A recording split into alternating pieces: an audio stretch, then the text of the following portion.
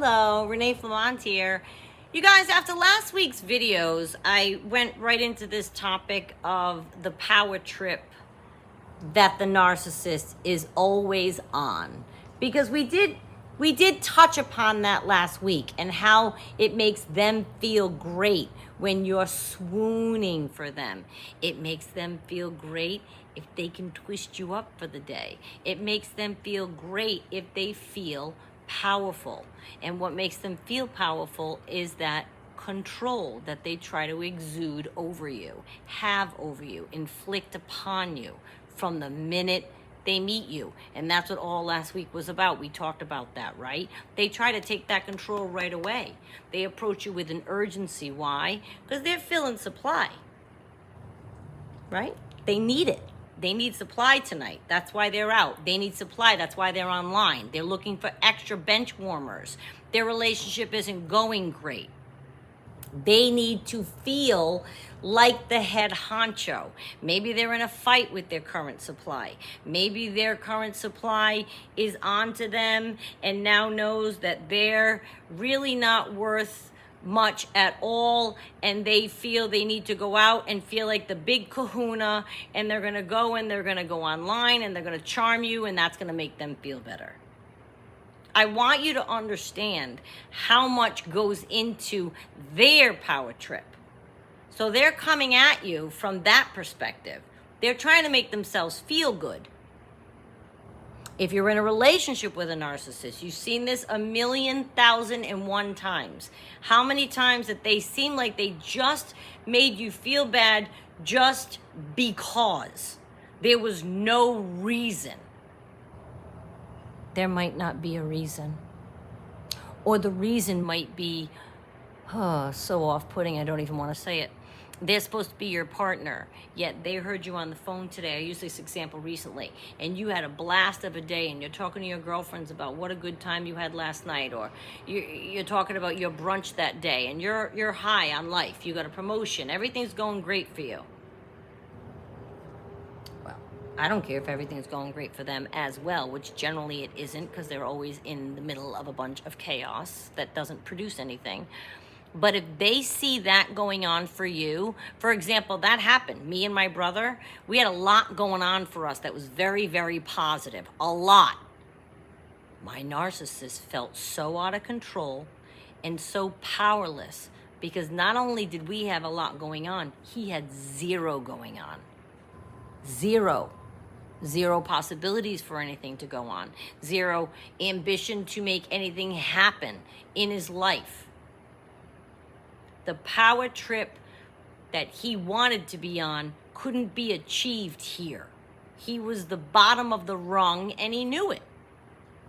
Being showed up by people 15 years his junior, not by big things. I'm talking about simple home ownership, job, a path in life, relationships with children, all these different pockets of life that make for a success. This cat had zero.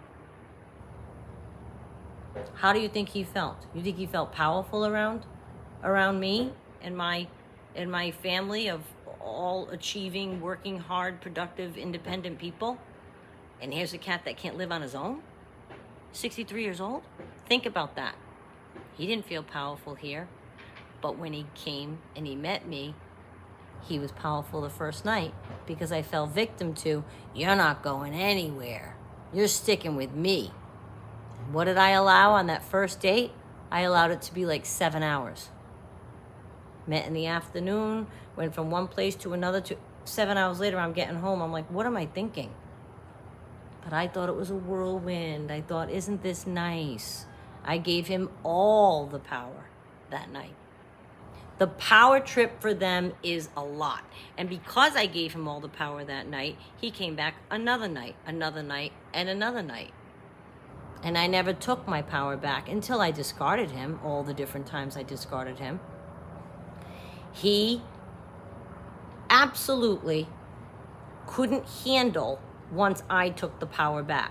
And you can too take your power back from a narcissist because they are trying to manipulate your mood and your day all the time. You have control over that. If you look at the situation and say, like, say you're going out and you're all dressed up. I use this example a lot because it happens to all of us. And they're going to tell you something bad so that you have a terrible night. If that ever happens, take it back. Look at him and go, oh my God, does that make you feel better? Because I know I look good. So I don't know where that comment's coming from. Did you have a bad day? Maybe you can't be sarcastic this with or snarky like this because it'll cause a fight. But I mean, take it back. Even if you say that to yourself. Say, okay, so he's trying to make me feel bad because what he's trying to control right now is my mood. Don't let him. You know you look good. Go out and have a great night anyway, despite in the face of it. Let him be miserable all night because he didn't get to you. And watch his mood's going to be cranky if he doesn't get to you. If they're trying to put you in a bad mood, I know some of you have done this, and because I just read a comment yesterday, and you ignore them, or you don't let them think that they're bothering you, or you go on and be great anyway and have a magnificent evening and you're looking like you're unbothered, it kills them. Because their power trip sometimes, eventually, I shouldn't say sometimes. By sometimes, I meant at some point.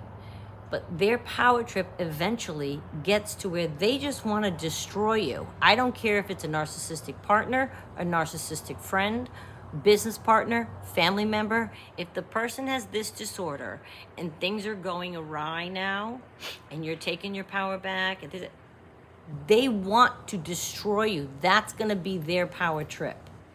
To make sure that no one believes a word that you say, to make sure that no one is even there to receive you when you need help. That's why they're smearing you and gathering your flying monkeys. That's their power trip. That's their control. They're going to control even who you have to go to, including your people. It's really insidious, you guys, and it starts early on, and they start reaching out to all fingers of your life, and they try to control that. It is a tactic that they use in every way. What are you doing today? Do you really have to go to the gym? Do you really have to go out with them? Do you have to wear that? Do you have to say that? Do you have to eat that? Do you have to go there? Can't we go here instead? There's all these little ways they're trying to take control.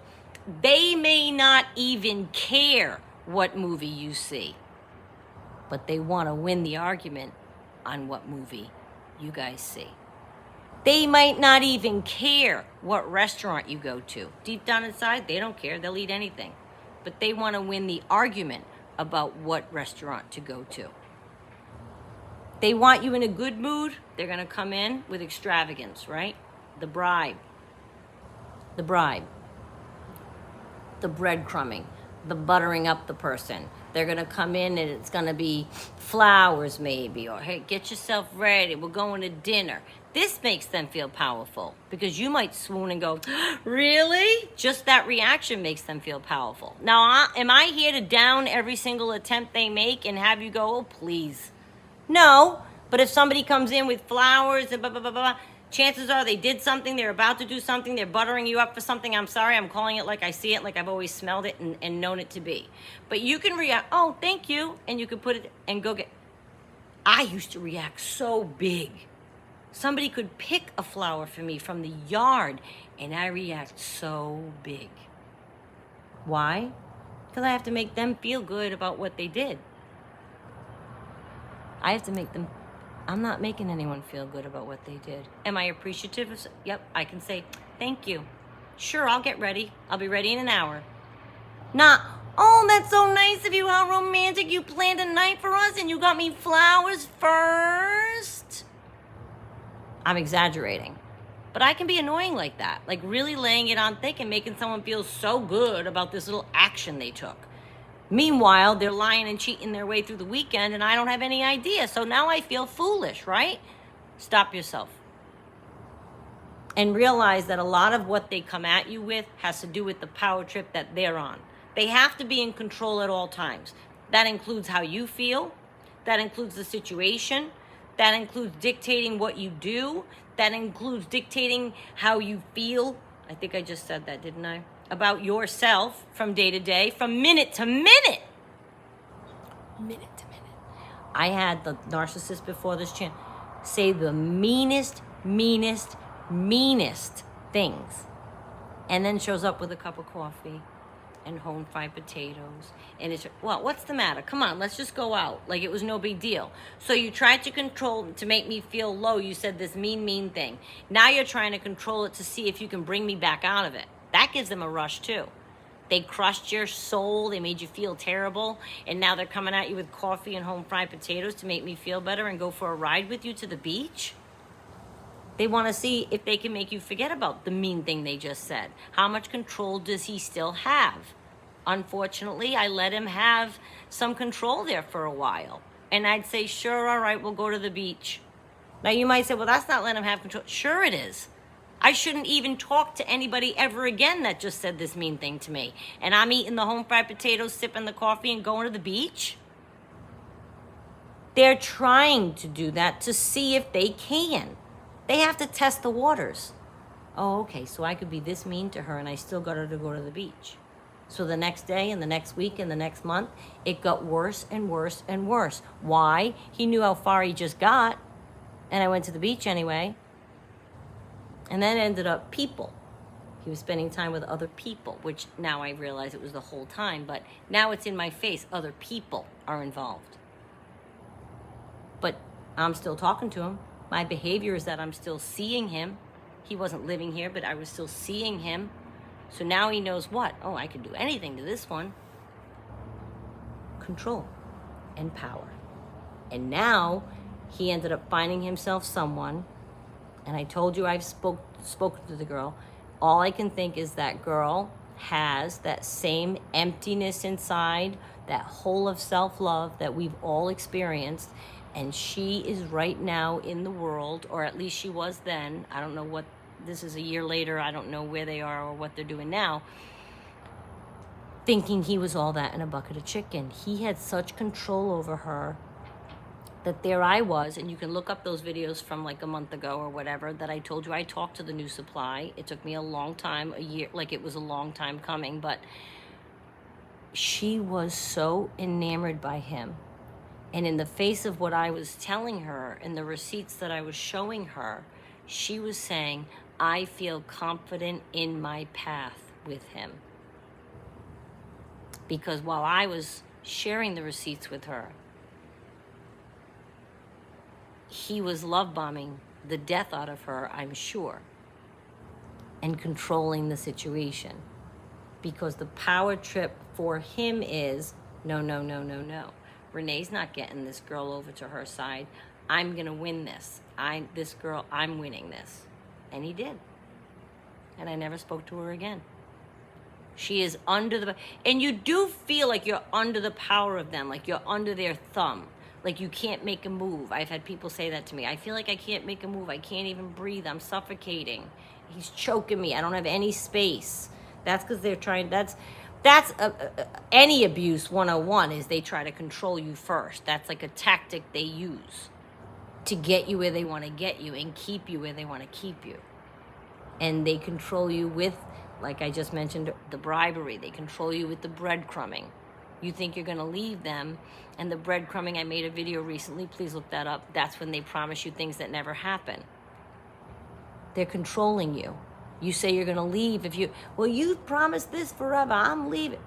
They're going to promise it again. They're going to love bomb it again. They're going to work it into a night of promises. Sure, we're going to do all that. And you stay. They're controlling you.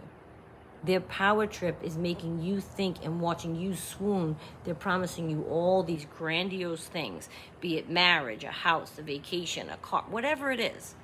And they're watching your eyes light up and believe them. That gives them a power trip. Everything that they do is driven by them trying to make themselves feel better about themselves.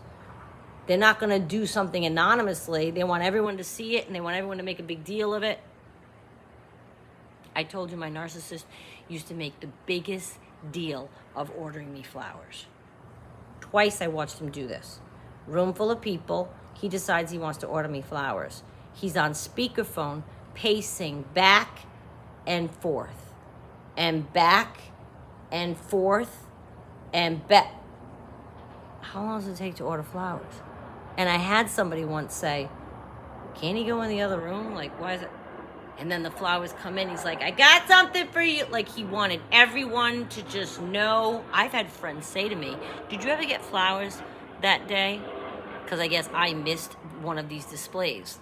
And I said, yeah, I did. Why? She goes, because he was making a big deal out of ordering them for you. He made sure everybody heard he was ordering. And I just wanted to make sure that they went to you and not another person. This is all about power. They are interested in making them feel, they want people to look at them and revere them. Oftentimes, they're not made of enough stock to get that reverence. They're not. I don't care how successful they might be, because they come in all shapes and sizes. It could be a top surgeon in New York City. But if he has this disorder, he has this disorder. And I don't care how powerful they might be in their life with that kind of thing. If they are successful, they don't get to have power with you. You can take it back. Keep an eye on that, and don't let them lead you down a path that they try to steer the ship just for the sake of the power. They might not even care about the outcome, but they want to be the ones to get you there, pilot you there, captain the ship. They want to be the ones. Please keep an eye on the power trip, because it's a lot of what drives their behavior. And when you think about it, when they're coming at you, I want you to have that in your brain, and you could say, oh, bless his heart, he must have had a bad day. He's trying to make me feel bad about myself. And then you don't have to take it personally. Their actions have to do with their power trip. Don't ever take it personally. I just wanted to mention this, you guys. Thank you for watching. I'll see you next time.